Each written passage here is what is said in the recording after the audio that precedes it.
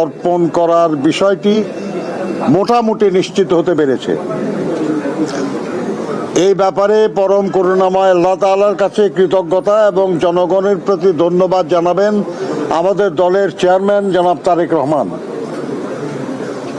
আমি ওইদিকে না যেয়ে আপনারা যারা সংবাদকর্মী ভাই ও বোনেরা আছেন তাদেরকে ধন্যবাদ জানাতে চাই যে আপনাদের মাধ্যমে আমাদের কথা, আমাদের কাজ, আমাদের ভবিষ্যৎ কর্ম পরিকল্পনা জনগণ জানতে পেরেছে এবং সেই অনুযায়ী জনগণ আমাদেরকে ভোট দিয়েছে।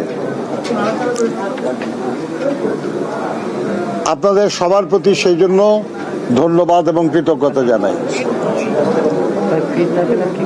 আজকে যেহেতু এটা কোনো বিএনপির পক্ষ থেকে আনুষ্ঠানিক কোনো প্রেস ব্রিফিং না, আমরা এখানে নির্বাচনী ফলাফল জানার জন্য এসেছিলাম।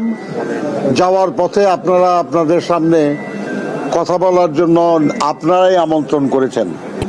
সেজন্য আমি আপনাদেরকে জিজ্ঞাসা করব যদি কিছু প্রশ্ন থাকে করতে পারেন, কারণ খুব দ্রুত শেষ করতে হবে। আজকে জুমার নামাজের দিন, আমাদের ফিরে যেয়ে নামাজ পড়তে হবে।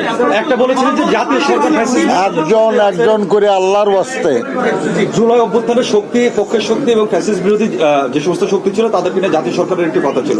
তো সেই জাতীয় সরকার নিয়ে আপনাদের পরিকল্পনাটা এখন কি একটু যদি জানেন? আপনি যা বললেন এরকম কোনো কথা ছিল আমার তো জানা নাই। মানে তাদের একসাথে থাকবেন আপনারা?